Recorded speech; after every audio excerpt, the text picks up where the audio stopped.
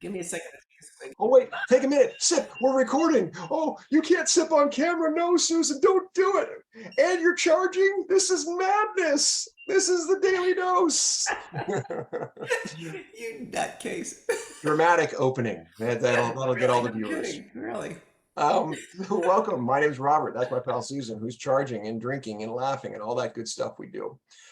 We're talking about stories, their value, and perhaps use within research. My larger idea, just to put a fine point in this, is about helping people, and this came out of partially my presentation I gave yesterday in Denver with the Parkinson Association of the Rockies, and really putting a charge in the audience saying, we need your stories. That stories, here's Brene's line, stories are data with the soul. That line really helps, I think.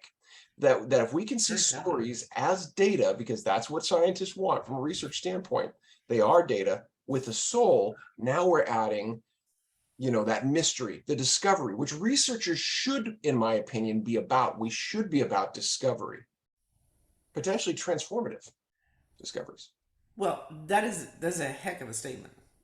And I have to confess, I'm not kidding. I trip a little bit when you say data because that sounds so fact based or something.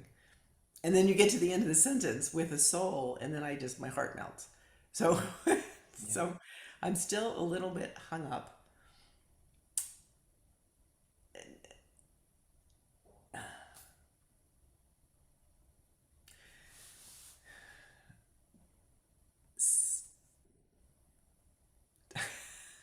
Robert, I'm stuck.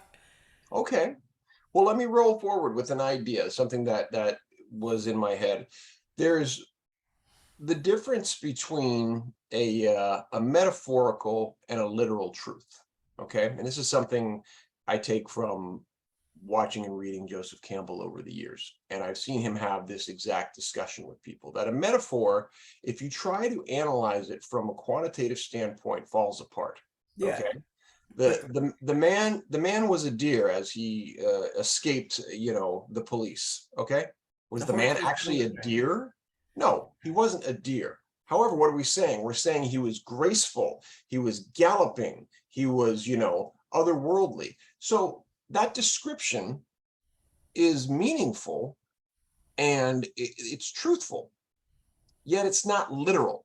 So this is where, and this is the understanding, and it's really happening around the Industrial Revolution, when we became this much more quantitative based society. Late 1800s, early 1900s, we thought everything could be reduced to data and number and statistics.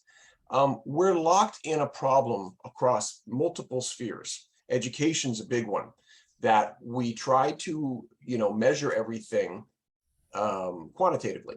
Some things just don't fit, and Yeah. we know that. And that's where these larger truths, these unknowns, fit very nicely in qualitative understanding, storytelling. That really is what we're talking about when we mention qualitative. We're listening for people's stories. As you know, our work is in developing those stories. Yeah. I think you hit on my hang up, which is the use of the word literal. I think part of the challenges that we've seen me experience in the last few years through the hero's journey and other things like gibberish. um, there's like it feels like there's a permission for things that are literal, and beyond that, there's a giant question mark. Oh, um, I agree. and that's I, I, I remember when my younger daughter was little, she didn't understand little jokes and teasing because she took them so literally, Right. and it like hurt her feelings, and there was nothing mean that was being said. And I guess I'm more like her than I realized, even at the age of 71, that I'm a little bit stuck in that place. And I struggled a lot with metaphor. Wow, did I struggle trying to make it happen in my head? I did. But I do think that's my escape hatch too.